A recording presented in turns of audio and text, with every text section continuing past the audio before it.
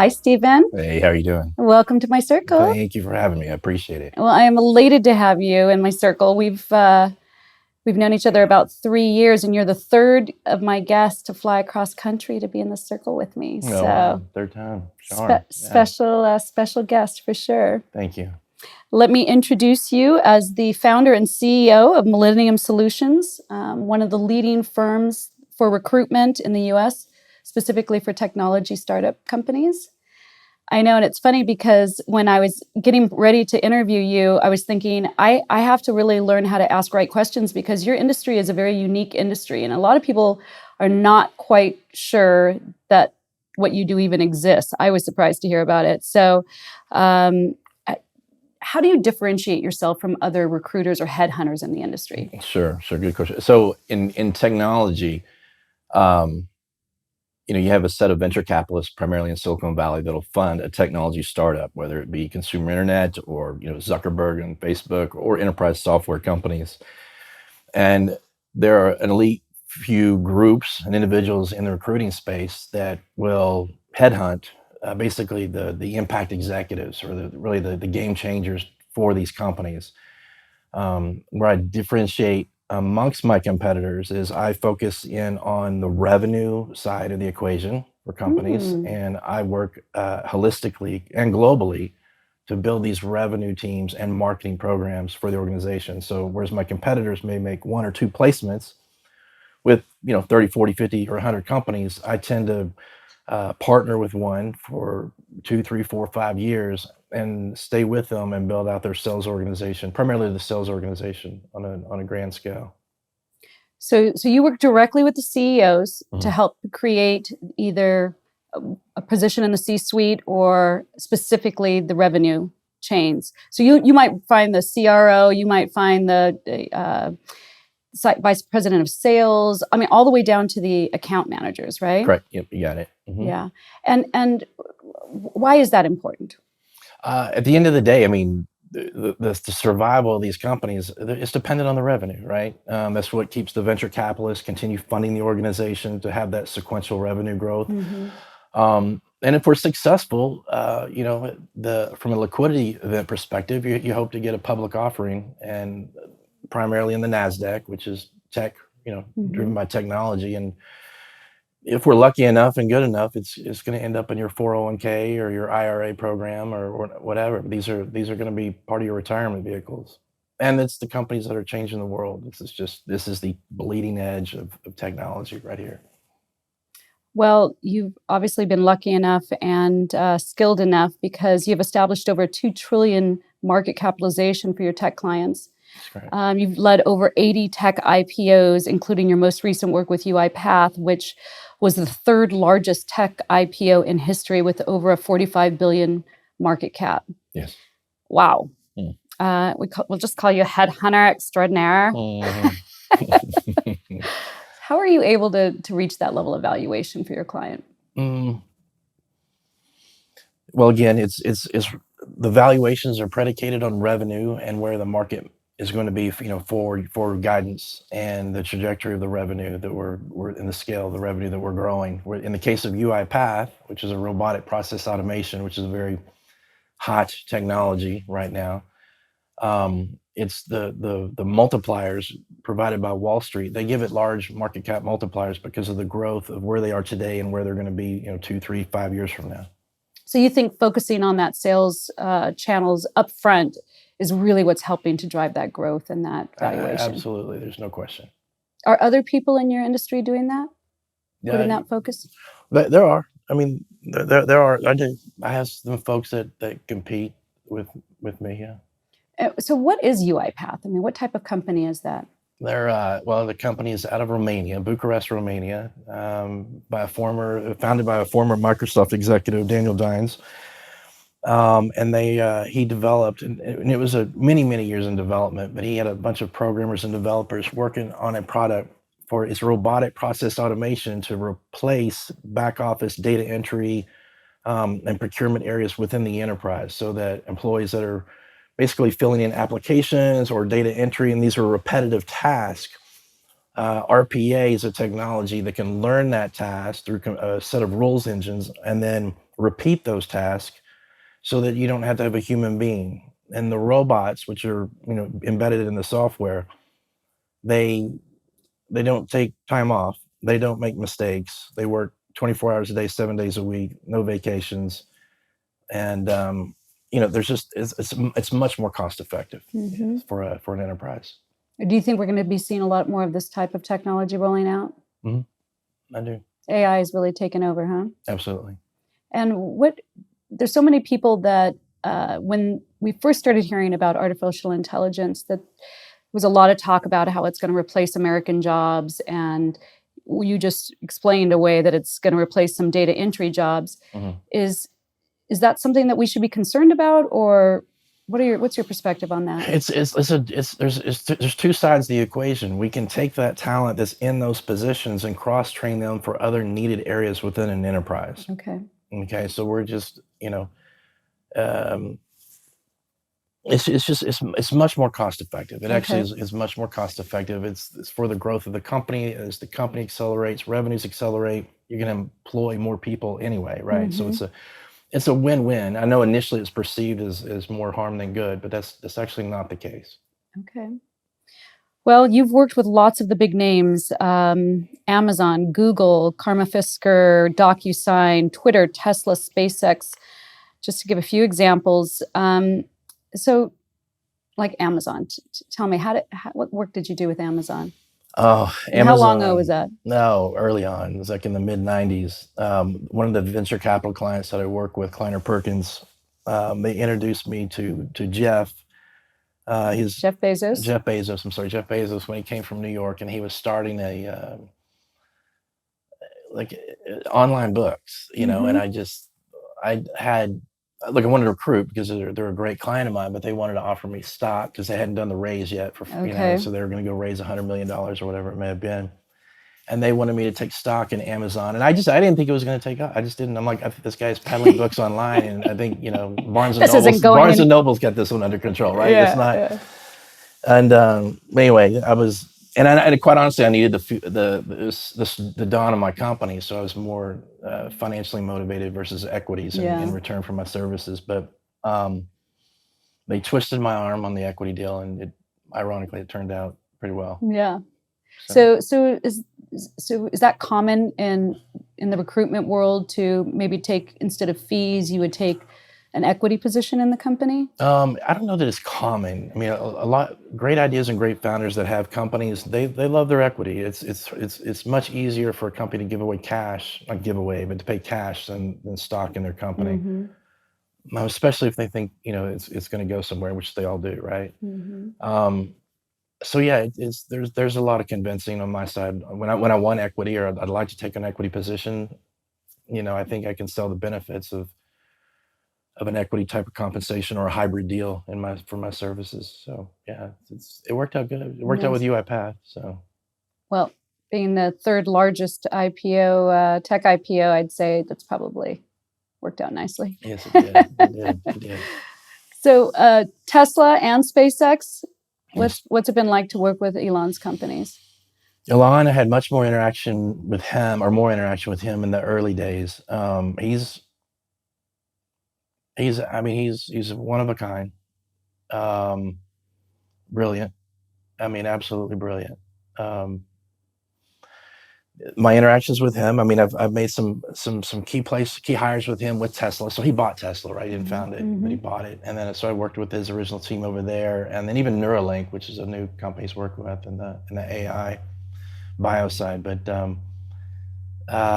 he's a different guy. You know, sometimes when you're talking to him, he's got another conversation going on in his head, and you're not it. So but it's a privilege to work with him, you know. Absolutely. Being a headhunter, I'm sure you work same people or same companies. Tell me about a CEO or somebody you've worked with, where you've worked with multiple times and be able to build a relationship with them. Sure, good. So there's a CEO in particular. Her name is Daphne Carmelli. I worked with her at a price optimization software company, which she was a co-founder of several years ago. And she went on after the acquisition, after she sold the company, actually, she started another company in last mile, same day delivery. So she was the founder of Deliv out in Silicon Valley. And I worked with her, and it was not far off the concept of a napkin, right? It was very early stage. We hadn't even no venture capital funding. And I enjoy working with her in particular because she's a very sales-driven CEO. When you can get a very sales-driven CEO that appreciates sales talent and the respect for sales talent, it's always a plus. But long story short, we had a very good relationship. And I know in the early days of recruiting with her, we were able to recruit a gentleman out of Amazon who was in charge of the last mile program. He was a very, that was a hard. It's difficult to pull from Amazon, period, right? They compensate their employees extremely well. They have RSUs. It's probably one of the most secure spots in tech. And to get somebody out of there and to take them onto a startup it's near impossible. But it worked out well. We scaled that organization. I recruited people that run operations, their vice president of sales, some of their sales individuals, and their logistics talent. And that was a real good deal. She actually sold the company to Target a couple years ago, and their business engine is actually delivery engine is instilled within Target today. They actually use it, so it was a fun deal. Awesome. So you're like a little papa that gets to see your kids grow up and go I off get to to college. yeah, it's very rewarding. It can be very rewarding, but sometimes I see them, they're giving up for adoption, and that's no fun. But yeah, to see them grow up and have successful outcomes has been a pleasure. Awesome. At what stage do you like to get involved? Early. I like, and again, it's probably another differentiator is my competitors, they've got the marketing engine of working with venture capitalists that come in at a series B, C, or D, or growth rounds. I do work with those VCs, and I also work with some early stage guys, very early stage, seed and A. And that's when you're getting in, and it's very difficult to recruit. You got to sell the vision, right? You got to sell the vision, the culture, the CEO, the product. It's much more difficult of a sell. But having said that, hindsight is if you build that team and you have control over building that team, both C-suite and the sales organization, that early, you can really point them and push them in the right direction. Because a lot of companies, not only do they, look, they can hire the wrong people, and that can be very costly, both on a burn rate from the venture capital side of burning through payroll, and then you're just burning time. You hire the wrong folks, and you just lost 6 months to a year, and there's nothing more valuable than time in this industry. So that's a good reason for bringing on somebody like you to make sure you get the right hire the first time around. Absolutely. You've worked in the technology development industry for 27 years. What do you see as the biggest opportunities coming in the current market? I'm going to say blockchain technology is going to be very big. It's probably the biggest technology revolution of our lifetime. I think it's going to be bigger than the internet and the dawn of the internet. I know I'd have pundits out there that would disagree, but I would definitely challenge that. I think it's the single greatest opportunity in technology of our lifetime. Well, I know you've done a lot of work in blockchain. We've had conversations about that. And yet, most financial advisors still are very worrisome and don't recommend it. They're saying it's largely speculative, has little to no transparency, and they're concerned that it got its growth on the back of illegal transactions. How do you respond to that? They're financial advisors. They're not evangelists. They're not entrepreneurs. They don't create the world as I see it through technology. They don't. If you would have presented the ideas of the internet or enterprise software, just a number of these cloud, whatever it may have been over the evolution of technology, they would have probably been negative on every single technology. They just don't understand it. Financial advisors understand economic data from the current environment and then in the past, and they try to project going forward. Now, what we're doing now in our technology, for example, with blockchain, there's no past, or not. The past is very recent, right? So for them to get their heads around it, they just don't understand it. They're not in the business to understanding it. So it's not their job to try to dictate which way this direction is going to go. I would leave that to the venture capitalists, and I'd leave it to the entrepreneurs that are doing it. I know you've done a lot of promotion for Cardano, and you're a big believer in that. What excites you so much about it? I think that in blockchain, specifically as it relates to decentralized finance, it's going to be so disruptive to the financial industry that it's going to be, you're just leveling the playing field and creating such an equal opportunity to people around the globe. It's a global solution. The way that the metrics and the design of the actual technology for people to for example, to finance a house, you're going to, the simplicity of doing it and the ease of doing the transaction is going to be far more lucrative than going to a bank and applying and tax returns and all the W-2 data. It's a different means of financing that I feel is going to be much more beneficial to every human being on the planet, both business and personal. So do you think that that's where we're going to see the biggest impact, is in terms of how our current banking system is, or do you see it ever coming down on kind of a retail level?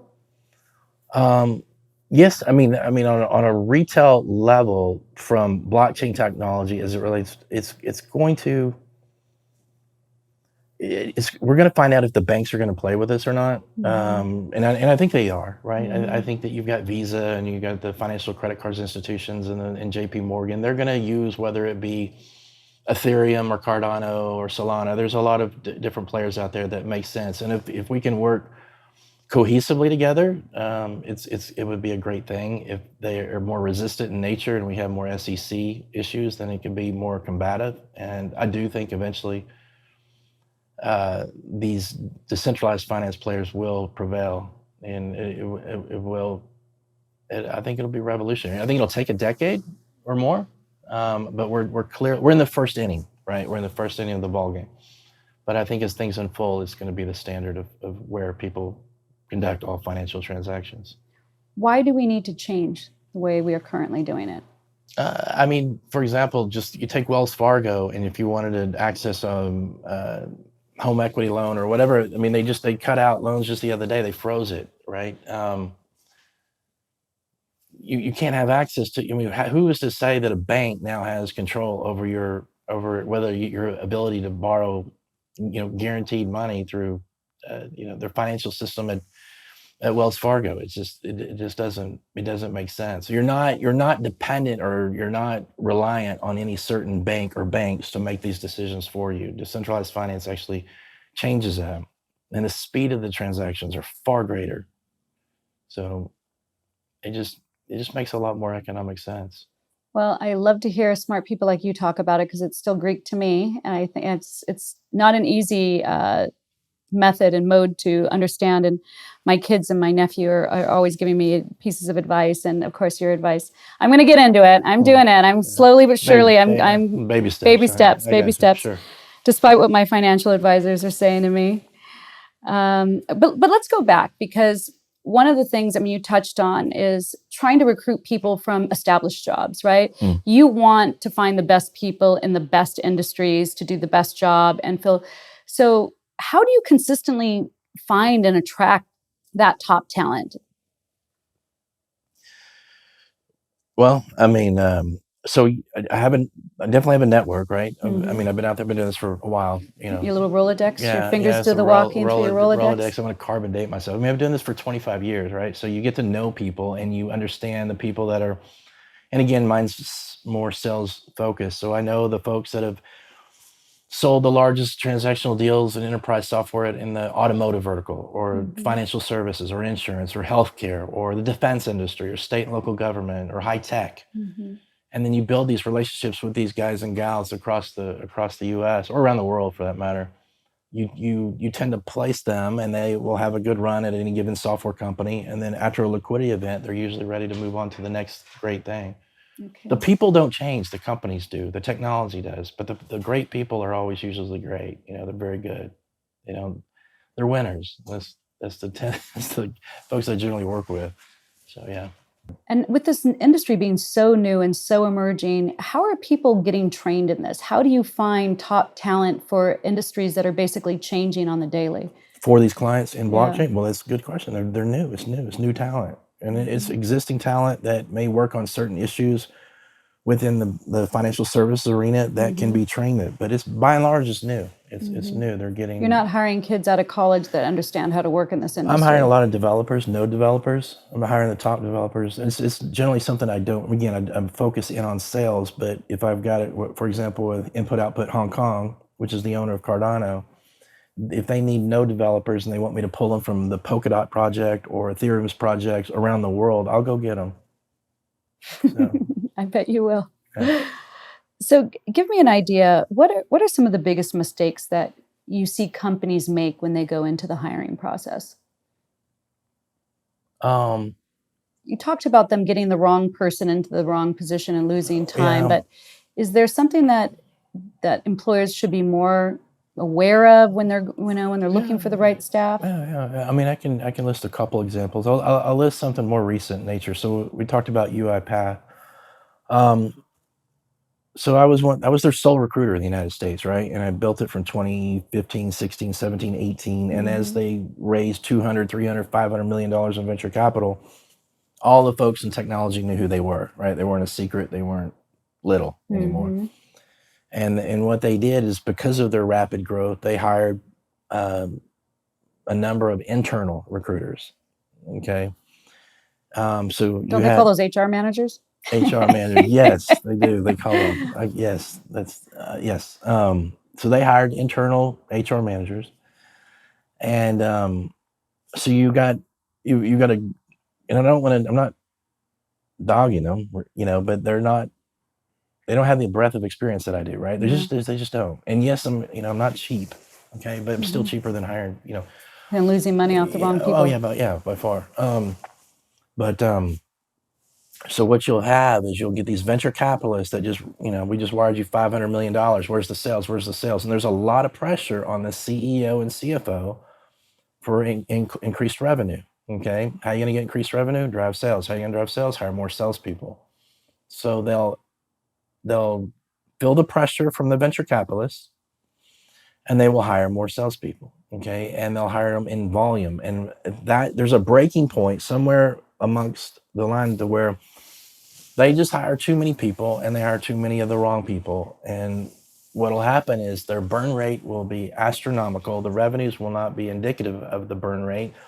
And when it comes to when it's time to raise money, they go back to to the existing, whether it be a cap call with the existing venture capitalist or raise new, they want to see that sequential revenue growth that they saw the quarter before or the year before. And if it's not there, why is it? It's because they hired a lot of the wrong, inexperienced salespeople. And then all of a sudden they got to let go.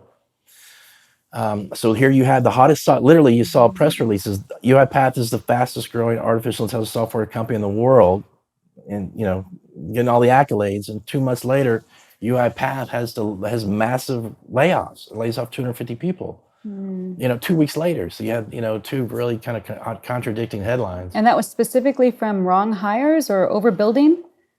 Yes and yes. Over hiring and definitely hiring the wrong people. Okay. Yeah. First of all, tell me, what is the age of most of the people that you're recruiting? Are they kids straight out of college, or are they more seasoned veterans? No, I mean, as far as sales, straight out of college, you don't need to pay a guy like me, right? You go recruit that talent on your own, or you can. I'm more. They enlist me because they're looking for the experience. Probably a good 20 years under the belt selling to any particular vertical or verticals. Okay. So those individuals will be 35 to 45 in nature. Okay. Some 45 to 55. That's generally speaking, when you get to 50, 55, you're at the sunset of your career in sales, right? You got 5-10 years left, and you need to be a vice president of sales at that point, or hope you saved a lot of your money, because it's for sales. They have their expiration date is quicker than any other executive within a software company. So generally. are they making, do you see mistakes that people are consistently making? Or, I mean, it seems like that's a fairly seasoned group, but It's a interviewing is seasoned not group, but just necessarily. know your company, know who you're interviewing with, know the product, know, a little bit of homework in advance, know, sell them what they're looking for. Don't sell them something that they're not. Okay. Okay. So people And get in and they want to talk about their highlights, but it may yeah, not have any relevance to the position. they'll get off topic. When they come to the interviewer knows exactly what they're looking for. And you just got to, we know what they're looking for. We don't need to get off topic, right? And the other thing is, some will come in with a lot of, they've been successful, right? There's a lot of bravado in it, and you got to be humble. You can't ever lose Nobody that. likes that ego in an interview, It can huh? absolutely backfire, completely backfire on me, and it has. I've seen it over and over and over. If they're asking for some more remedial tasks or remedial demonstrations in nature as a part of your ability to sell a product, just play the game. Just show them. You're not too big for it. You're not too, you've not outgrown that, because that's still a part of the process. And that person that's interviewing, they don't know who you are or what you're capable of. I do, and I've sold my part. I got you to the interview, but at the same time, you still need to cater to that individual in the interview process. I like that. Humility, I think, is always a good place to start. It is. So through this whole 20 and 20 experience, all industries went through huge changes, right? Everybody went to kind of remote working. And as I understand it, a lot of people left Silicon Valley. It's not the hustling, bustling epicenter that it used to be. Yeah. Do you see, from what you're hearing from your clients, do you see us returning to the, where we used to be, or do you see remote working as here to stay? I think it's here to stay. Okay. What we've done with COVID in particular, we've tested our ability through technology, through digital transformation, on how we conduct business in an enterprise. And we found out, you can just look at the sequential revenue growth. If you just look at the NASDAQ and all the earnings reports from technology companies over the past year and a half to 2 years, they're escalating. Yet we're in an environment where we're far more dispersed than we've ever been in our lifetimes. So tech has proven that we can be far more effective working from our homes. Now, having said that, I do have companies that think that there are key individuals and employees that need to be at a headquarters. So if COVID were to end tomorrow, these C-level executives would call HR and say, get Ron, John, and Sue back in here. They're in Florida, in Naples, hanging out at their beach house. Now it needs to come back. And there's going to be resistance, and at the end of the day, it's the employees that are going to win. I think we've changed the course of our working environment forever. Well, I've been hearing a lot of that from some of our CEO friends as well, so it'll be interesting to see where the sweet spot is. Maybe some sort of a hybrid of that, huh? Yes. Stephen, as I think you know, I like to dive deep to see what makes people tick. Yeah. And I've got a couple of big questions to ask you. Oh. I know you're a Georgia boy. You live up in kind of a rural area. Do you have any consistent daily routines? So I work long hours, and I don't stop. So for me, every day, I definitely try to get time with my children, and then for me to clear my mind or just to get the blood flowing through the body. I try to run, walk, jog, walk. I say run. Maybe 6 miles a day, and in the winter, it's obviously more tough. I live on like I said, a rural area. I live on a lake, just spend time walking out to the water and, just taking that in, and call it Zen, call it whatever you want. But yeah, I just, a little bit of nature and a little bit of walking, oxygen, and a good jog, a good 4-mile jog. It really helps to clear your mind, huh? Yeah, that's about that between that and kids. That's all I've got. Yeah. Tell me something that people would be surprised to know about you. I actually just heard a story that was pretty shocking, something to do with FBI. Oh, yes. So I think I know what you're talking about. So yes, in 2010, 12, I was at the computer and I got an email that said your passcode had changed to Wells Fargo. And I'm like, okay, well, it's whatever, spam email or whatever, right? I didn't pay attention to it. And then about a week later, your emails, your passcode is just, it's just a subject line. Your passcode has changed. So I, curiosity, okay, well, I'm going to go in there and log on, see what's going on. So I went, Wells Fargo, hit the passcode, of course I was rejected. And I didn't forget my passcode, right? So you're like, damn it, my passcode has changed. Yeah, right. It's like, oh my gosh. So I get in there and I had to call tech services or whatever with Wells Fargo, and they were able to log on. So anyway, long story short, I logged on and it was $380,000 that was missing, like that. And then of course you want to hit refresh and refresh and refresh. And there's got to be some mistake. And then a day or two later, it's 50,000 more gone. It was going, right. Whoa. It was going. And then, long story short, there was an operation. It's actually, you can Google it. It's called Operation Starburst. And there was a financial fraud ring in the United States by a group of Nigerians. And they were hitting certain banks, Wells Fargo being one of them. And somehow they had gotten my ID and was able to, they actually printed up a fake ID with my address or whatever. It didn't have my picture, but it had all the other information on there. And they were withdrawing money from, a lot of people's accounts. And, I was working with the fraud department at Wells Fargo, and they notified me that I'd be getting contact by the United States Secret Service. So I cooperated with the U.S. Secret Service, and I'm a headhunter, so I track people down for a living. And luckily enough, I caught one of them. I found one of them. I found out where they were at. Whoa. I did. So I worked cohesively with the U.S. Secret Service, and they had an operation where they went in and they got him. And they had to fly you in to testify with a bulletproof I vest. flew in Minneapolis, Minnesota, and testified against him in a huge courtroom. I had to wear a bulletproof vest up to the things. That's nerve-wracking. Oh my gosh. But and then as a result, toward the end of it, they're like, what can we do for you to, you really helped us out. We don't get a lot of civilians that have done this. So in return, I had them take me to the Mall of America. I knew they had a Lego store there, and Christmas is around the corner, and my son loves Legos. So they escorted me in the mall wearing all their Secret Service escort to the Lego store. Yeah. So, oh my God. It was fun. That is a very surprising story. And so did you get your money back? Yes. Oh, thank God. I'd have been like, could you just get the money back? Honestly, for those that are interested, we're only FDIC assured into a certain amount. Never, if you can disperse your funds amongst 5 to 10 different banks versus all in one, it might not be a bad idea. Wow, that's a great piece of advice. Tell me, what do you think is the most pressing issue, or what keeps you up at night?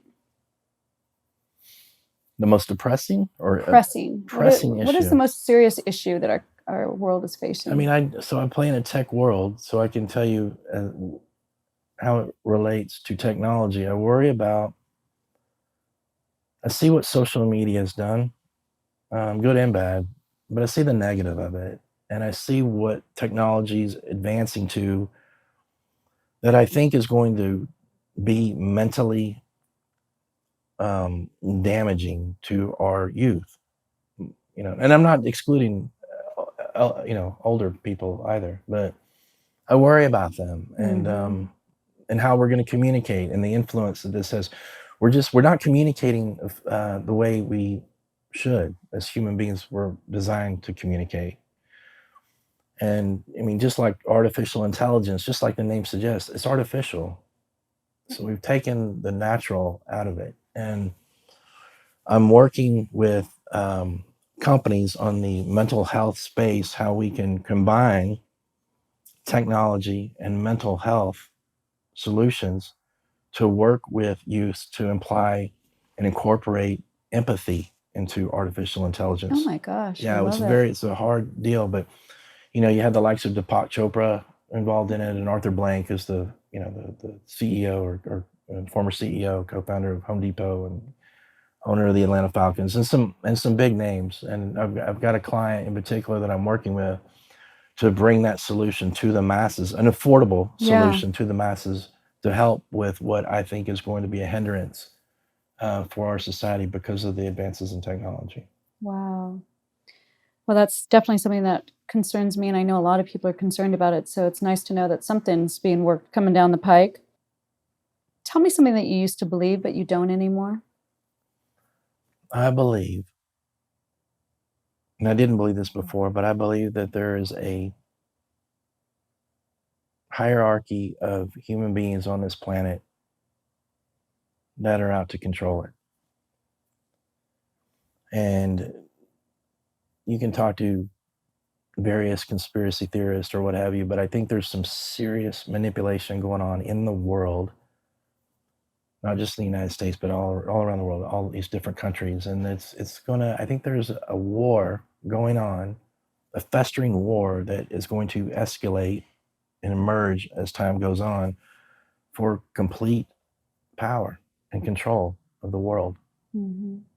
And I couldn't get my head around that before, but doing what I do and meeting a lot of the folks that I've met in technology and around the world, right? I met some pretty fascinating people. Some big power players. Yeah, big. I see more and more that I believe that that's what's going on.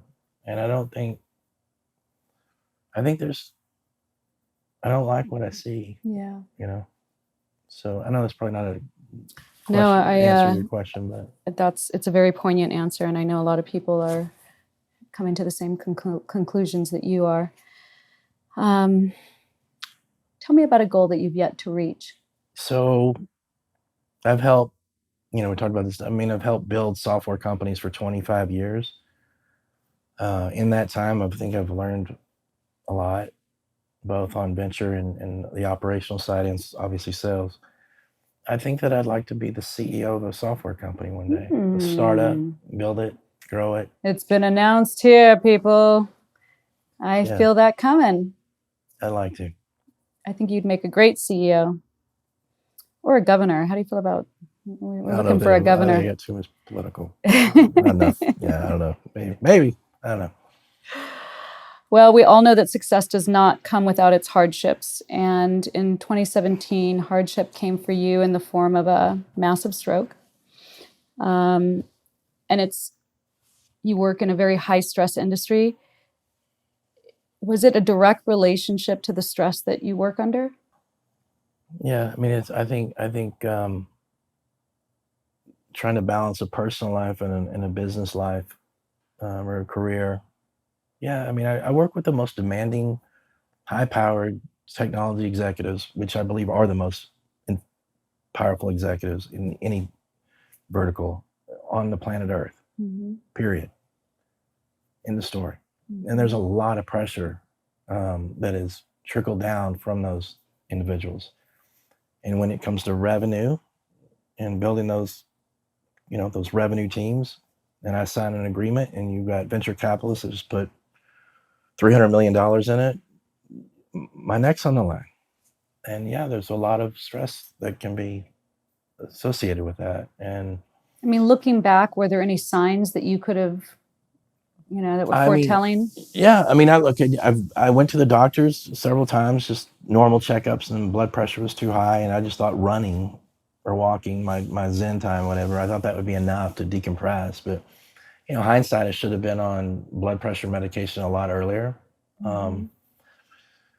As a result, I mean, I remember when I had the stroke. I clearly it was under the most stressful. I know, like it was under the most stressful time of my life, and I ended up having 2 blood clots in the back of my head, and then I had a cerebral hemorrhage on the left side. So the left side of my brain was bleeding, and then I had 2 clots back here. And just when your left side of your brain bleeds, the right side of your body shuts down. So I was in a world of hurt. How did you walk out of that hospital? Well, very delicately. Very delicately. Very delicately. Yeah. I mean, how long did it take for you to recover from that? I was in the hospital for a couple, for 12 days. When they have to throw the clots, they have to give you heparin to loosen the clots up to throw the clots. But at the same time that you're thinning the blood, your brain's bleeding more because it's thinner. So they had to work with some pretty good neurologists. And when I got out, I mean, obviously I'm on blood thinners to keep the blood thin. I'll be on that for probably the rest of my life. And I'm definitely on blood pressure medicine to keep that down low. And I know it's critical for me to stay on that medication and not skip. How'd I walk out? I walked out very differently. And when I mean very differently is the appreciation that I have of because you had an earlier interview about, on this earth, it's not about monetary. It's not about monetary at all. It's your friends. It's your family. It's the time that you spend with them, telling them you love them, giving them hugs. That's what it's all about. And that's when I really appreciated to such a finite degree, is when that happened. Yeah. I mean, I didn't move. My right side of my body was shut down for probably 9 months after that. So I had to learn how to write again. Wow. I had to eat with my left hand, a fork. And I mean, literally, if I wanted my right hand to move, I'd have to do this, and my leg dragged. And Well, and you have a history of, you're a bodybuilder. You have a history of really not a taking, bodybuilder, but well, you spend time at the gym building your body. yes. Okay, sorry. So you're not, you were in good shape. You were physically in good shape. I mean, you probably worked out every day for many hours. So people think, oh, it couldn't happen to me because I'm in great shape. But your tip is, it couldn't be more wrong. yeah, If you're experiencing any stress at all, like serious daily stress, and of course a myriad of things, but yeah, just go get that on it. Go look at. There's no shame in it. We're not. I know guys are going. We're always too. Just rub some dirt in it. We'll be okay. Just go to the doctor and get a good relationship with a physician. If you need to get on blood pressure medicine, then do it. Yeah. It's not worth having a stroke and drinking out of a straw. Feeding yourself through a straw. Thank you for sharing that. You grew up in Texas. Yes. You graduated from the University of North Texas. Yes. As a recruiter, how important is college these days? And, is Ivy League still seen what it used to be seen as? Or what is your advice now regarding college? I've seen, so there's a wave. I've seen where on the recruiting and build out sales orgs, right? So CROs, VPs of sales, college degree, doesn't matter. You can have an underwater basket weaving from whatever, XYZ university, it's fine. And then all of a sudden, hey, if you have the contacts, they became less, the 4-year degree was less important. Now, and when I say now, the last year or two, I'm seeing more companies want their sales reps. I've never seen this before. They want their sales reps from a top 20 school. Wow. They want Ivy League educated. They want the smart computer science degree, whatever, technical acumen. They want that as from their salespeople now, and they want the higher degree. It's now more important. Now, does that translate into success yet? I don't know. I don't know. They think it will. I'm going to give them what they want, but I disagree. But but as time unfolds in technology, the founders of these companies, whether it be autonomous driving, testing software, or artificial intelligence, they feel it's going to be less important about the salesperson's contacts as it is their ability to demo and sell the technicalities of their software. What I would imagine is that the people that they're selling to are engineers and they're scientists, and they're probably the guys from those schools. So they probably want the salespeople to be able to speak to them in a language that they can understand. Yeah, like minds. Yeah, you're right. Yeah, well, that makes sense. So what is your advice to your kids about going to college? I know you happen to be a very proud dad of 3 beautiful kids, getting ready for college. What do you tell your kids about getting out in the work world? I think, it's definitely, obviously I want them to do what makes them happy, right? Number one. A college. But really, because a lot of parents say that, but when they do that, they're like, "That you're wasting your life being a musician." You know what? If you love being a musician and you're damn good at it, things are gonna, whether you make financially speaking, I don't know that as long as you're taking care of yourself and you're happy, that's ultimately what's matter. Because again, you can freaking have a stroke tomorrow and it's over. So I think, it truly is happiness. And if you're going to be monetarily driven, you might as well do something that's, I would encourage, even though, like my daughters, I would love to see them pursue potentially the marketing side of technology, and the more creative side of it. My son is more technically driven. He could probably be the CEO of a very technically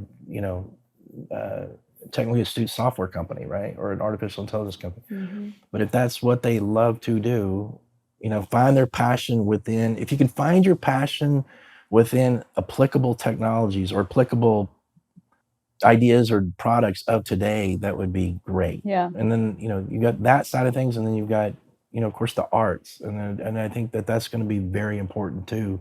So if you go that route, I'm not an artist per se, but I know the importance of it. Yeah. So, I think it's an appreciation of both. But yeah, I encourage them to go to college, a good one, and yeah, I'll help support that. What about trade schools and online schools? We're seeing a huge proliferation of, coding schools or schools specifically devoted to technology, but they're not a traditional campus university.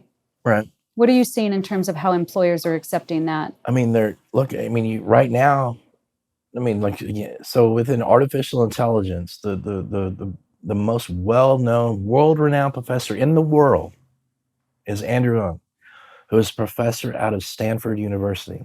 So unless you took classes at Stanford and went to Palo Alto and whatever, that's it. Part of his team? Yeah, now you can be in rural Georgia and sign up through Coursera and take a class, artificial intelligence from Stanford, from Andrew Ng, who's the godfather of artificial intelligence.